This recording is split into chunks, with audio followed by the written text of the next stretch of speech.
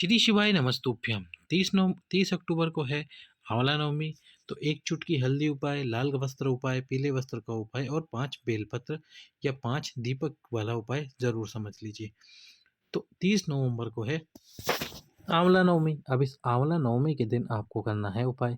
सबसे पहले तो आपको क्या करना है, पीले वस्त्रों वाला उपाय जिसका वर्णन हमने आपको किया है कि आपको आंवला नवमी के दिन जो माता तुलसा है उनको पीला वस्त्र उड़ाना है। कौन सा वस्त्र?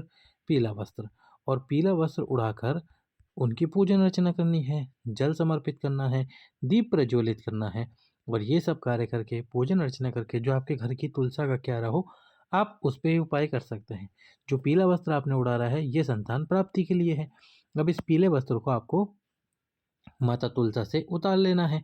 और माता तुलसा से ये पीला वस्त्र उतार कर अपने पास में जो भी स्त्री है जिनको संतान प्राप्त नहीं हो रही वे अपने पास में रखें। और अपने पास में हर समय रखे, प्रतिदिन रखे।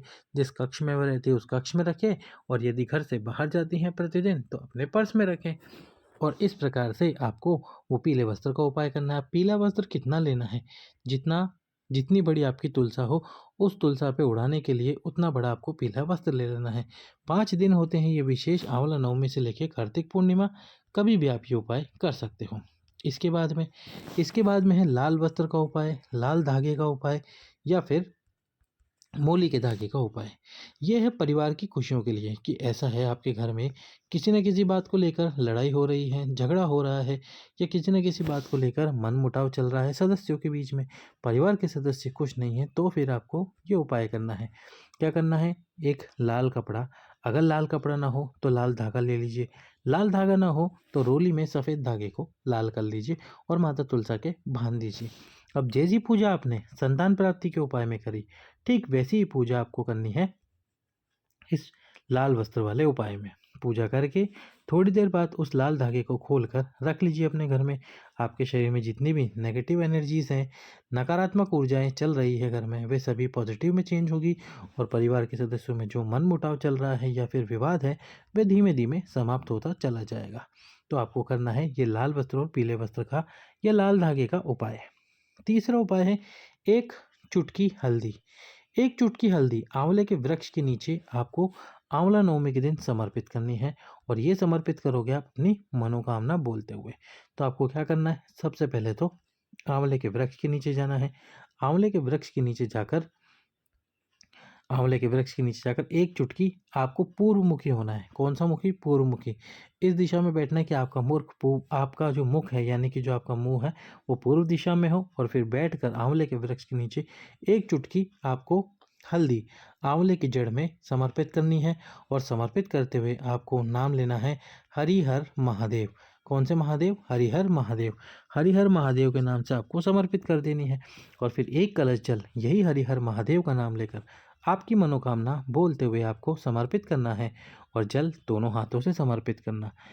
आंवला नवमी के दिन प्रदोष काल में एक चुटकी हल्दी वाला ये उपाय अवश्य ही करें अपनी मनोकामना पूर्ति के लिए। इसके बाद जो उपाय है वो है 5 दीपक उपाय। यदि आपकी इच्छा धन प्राप्ति और संतान प्राप्ति की है तो ये 5 दीप आप आंवले के वृक्ष के नीचे जरूर प्रज्वलित कीजिए। और वो भी किस दिन? आंवला नवमी के दिन। 5 दीप आंवले के वृक्ष के नीचे जरूर प्रज्वलित करना। और इन दीपक में आपको सबसे पहले तो लगानी है लंबी बात। लंबी बात के साथ में आपको इसमें डालना है घी। और लंबी बात और घी डालकर आपको इसमें डालनी है पीली सरसों। कौन सी सरसों? पीली सरसों। पीली सरसों डालकर ये पांचों दीप आपको एक एक करके आंवले के वृक्ष के नीचे प्रज्वलित करने हैं।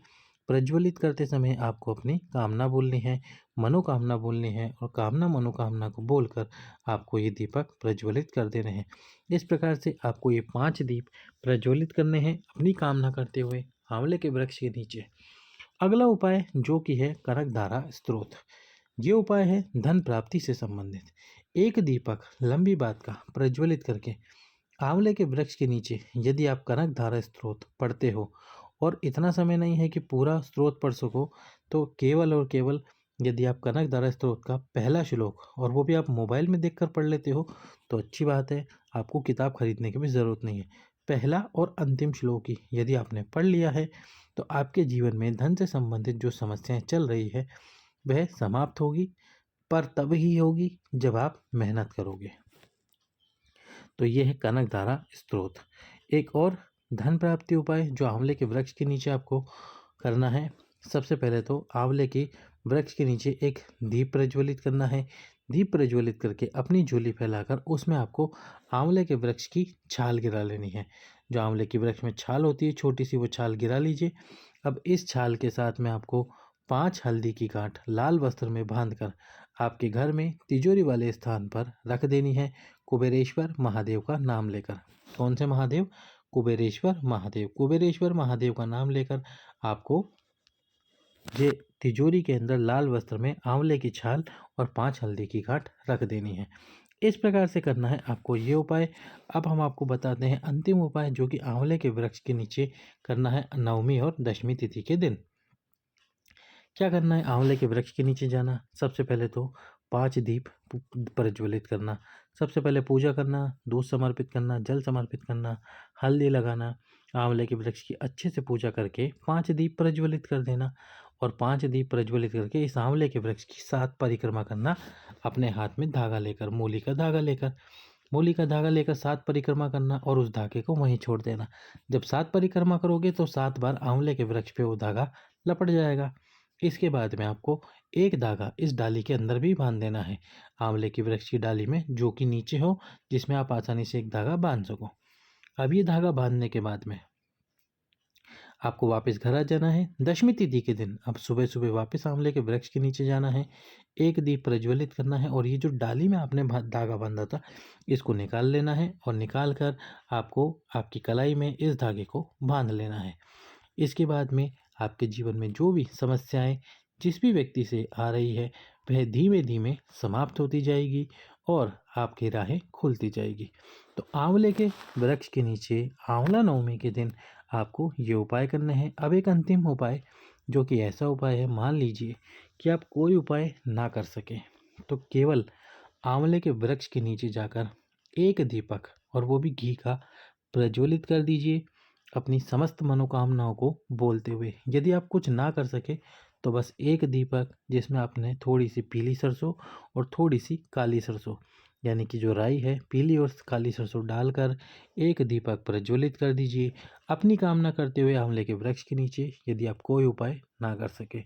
इस प्रकार से आपकी सभी कामनाएं भगवान शंकर की कृपा से पूर्ण होंगी। सभी भक्तों को श्री शिवाय नमस्तुभ्यम। वीडियो लाइक करके चैनल सब्सक्राइब करके शेयर करें। हर हर महादेव।